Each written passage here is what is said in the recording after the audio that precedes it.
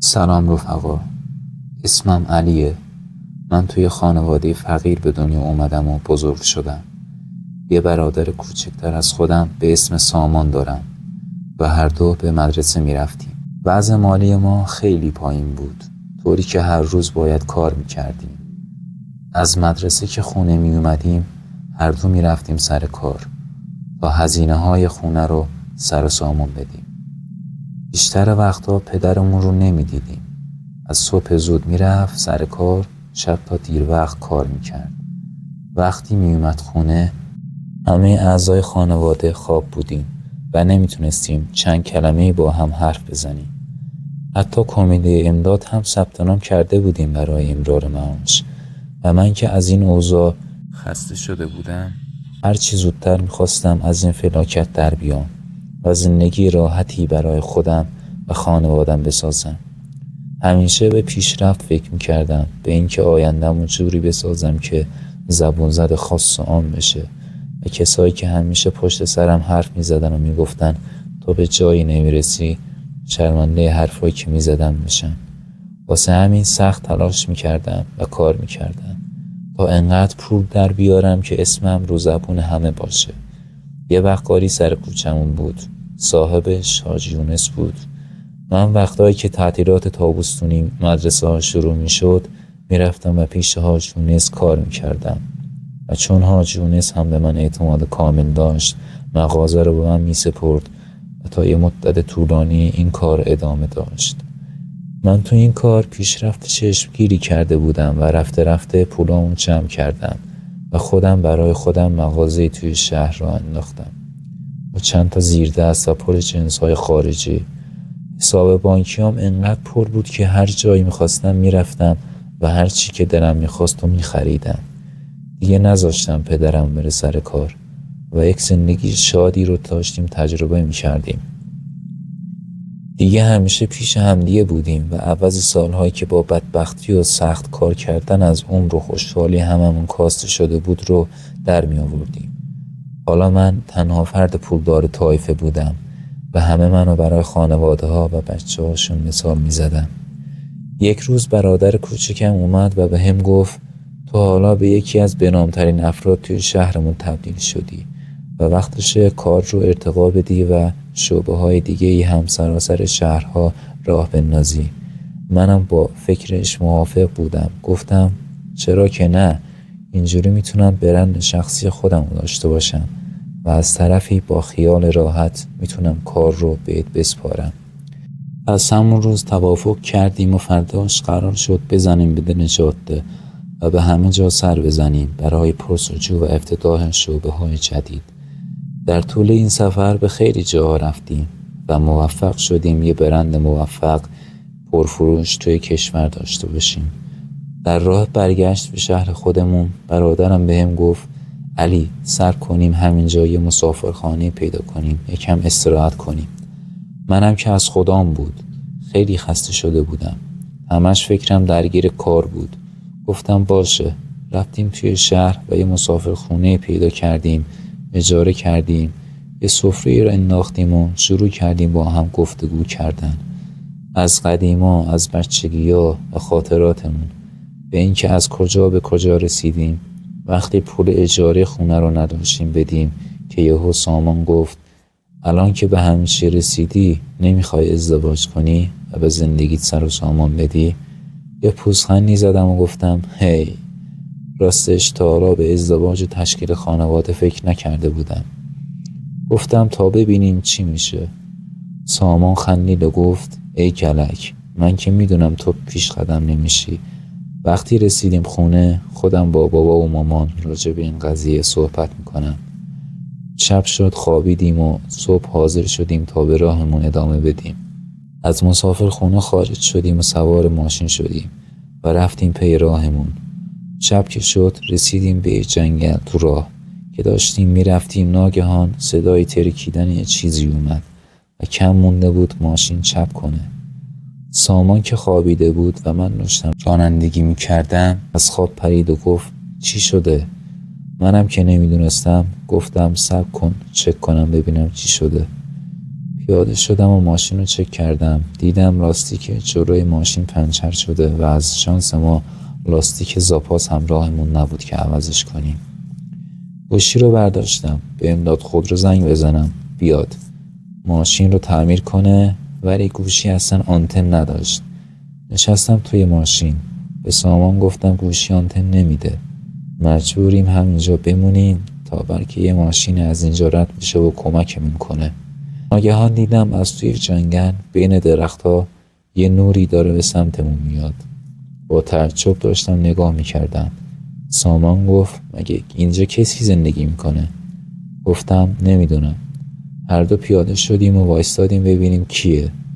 جلوتر اومد، دیدم یه دختر زیبا و خوش بر روی با یه پیرمرد که یه فانوس گرفته دستش اومد پیش ما.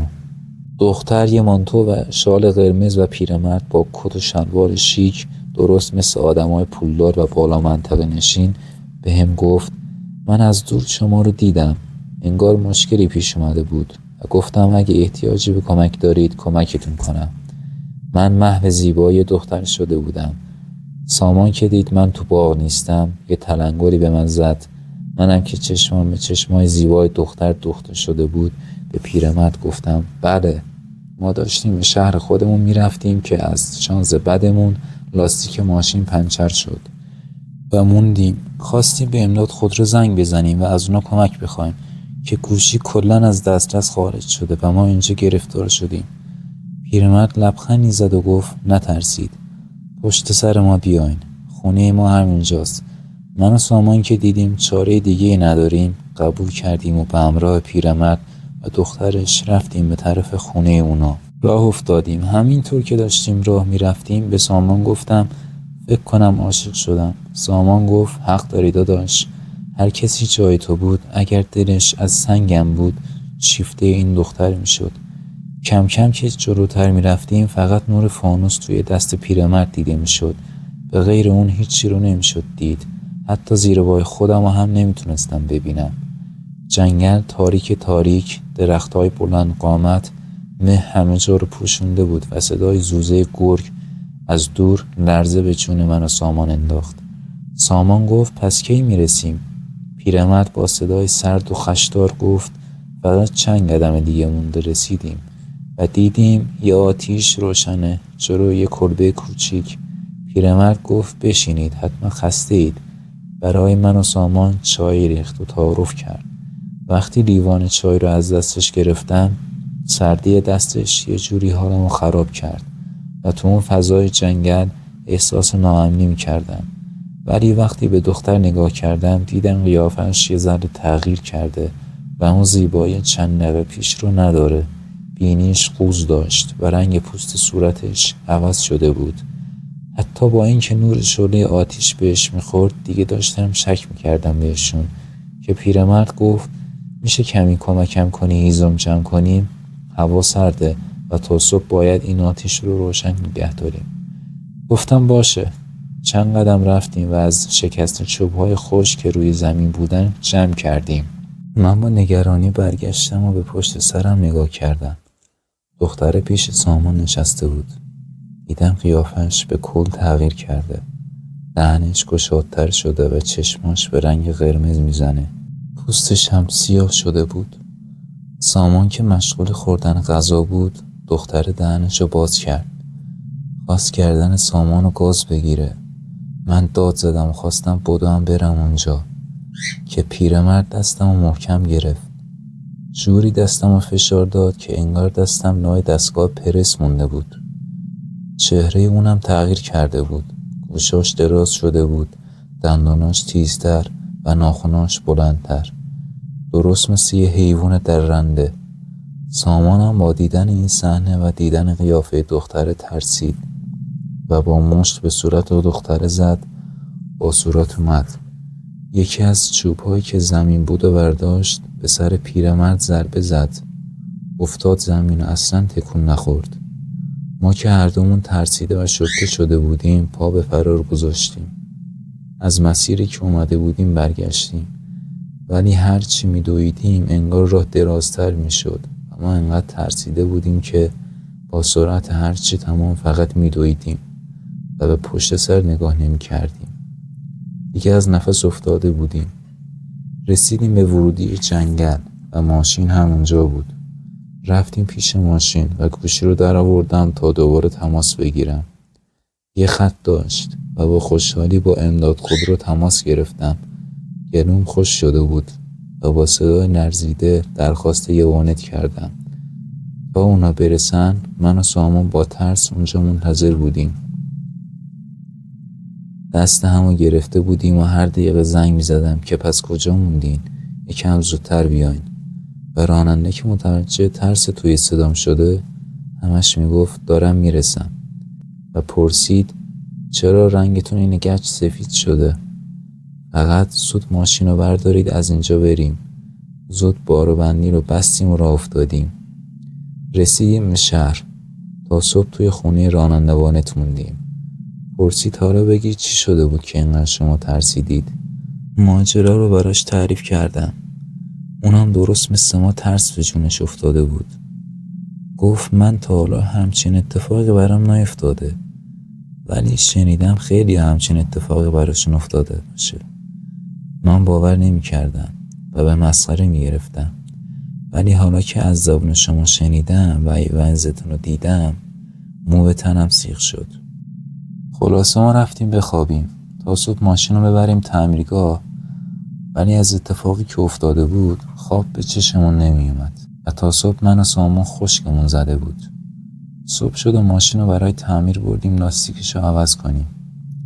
این بار به جای برگشت از جاده اصلی نرفتیم و از یه راه دیگه که به شهرمون منتهی شد رفتیم. برگشتیم به شهرمون. به خونه که رسیدیم از خوشحالی داشتیم بال در می آوردیم. خانواده‌مون رو جوری بغل کرده بودیم که انگار از مرگ برگشتیم. پدرم پرسید چی شده؟ چشاتون از شوق پر اشک شده؟ گفتیم نپرس که داستانش مفصله. داستان اون پیرمرد و دخترش رو براشون تعریف کردیم.